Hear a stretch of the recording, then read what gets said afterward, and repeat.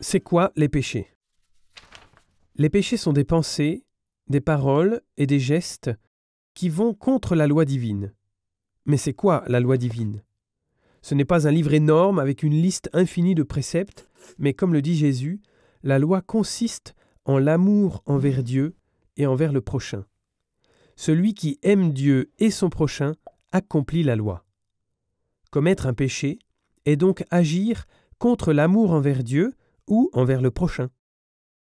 Il y a des péchés qui vont directement contre l'amour envers Dieu ou envers le prochain, et donc qui détruisent l'amour. Et il y a d'autres péchés qui le blessent plutôt qu'ils ne le détruisent. Ainsi on distingue entre le péché grave et le péché véniel. Le péché grave ou péché mortel est carrément irréconciliable avec l'amour de Dieu et du prochain. Il est complètement opposé à l'amour. Des exemples: l'idolâtrie, ne pas sanctifier le dimanche, le meurtre, l'adultère ou le vol. Celui qui fait ces choses en pleine connaissance de cause et volontairement commet un péché grave. Le péché grave ou le péché mortel détruit le lien d'amour qui nous lie à Dieu. Nous perdons la grâce sanctifiante qui nous donne part à la vie surnaturelle. La perte de la grâce est donc aussi une perte de la vie surnaturelle. C'est pourquoi on appelle le péché grave aussi péché mortel.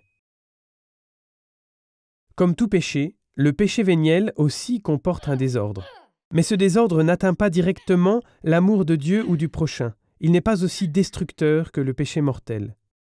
Quel exemple concret pourrait nous montrer la différence? Mentir est clairement un péché.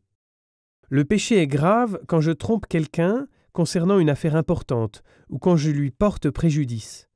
Par exemple, quand je lui vends pour beaucoup d'argent une superbe maison dont je sais qu'il s'agit plutôt d'une baraque.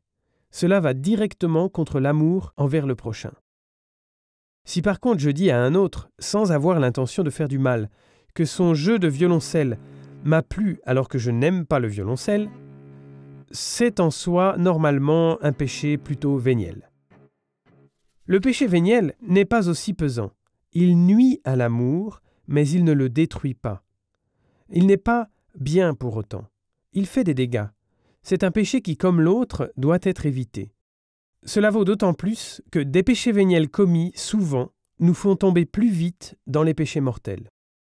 Donc, quand j'ai une faible conscience et peu de préoccupation pour la vérité, je m'habitue à mentir, et je me trouverai vite dans une situation où je commencerai à mentir dans les affaires plus importantes. C'est ainsi avec le péché grave et le péché véniel. Pour finir, nous pouvons encore essayer d'illustrer les effets des différents péchés. Ce cierge allumé signifie la lumière de la grâce qui brille dans notre âme. Il brille sur notre chemin vers Dieu pour que nous puissions arriver bien et en sécurité au but. Il faudrait que ce soit toujours comme cela en nous. Par les péchés véniels, la flamme commence à vaciller. On peut voir encore quelque chose, mais un cierge à la flamme vacillante ne brille plus très fort, et tout reconnaître dans sa lumière, c'est difficile. Tous ceux qui ont déjà essayé de lire à la bougie lorsque la flamme est vacillante savent cela. Par le péché mortel, la flamme est entièrement soufflée. Nous sommes soudain dans l'obscurité, et nous ne pouvons plus avancer droitement sur notre chemin vers Dieu, jusqu'à ce que nous retrouvions de la lumière. Voici une autre image. Vivre de la grâce, c'est se nourrir d'une manière saine. On grandit et on s'épanouit.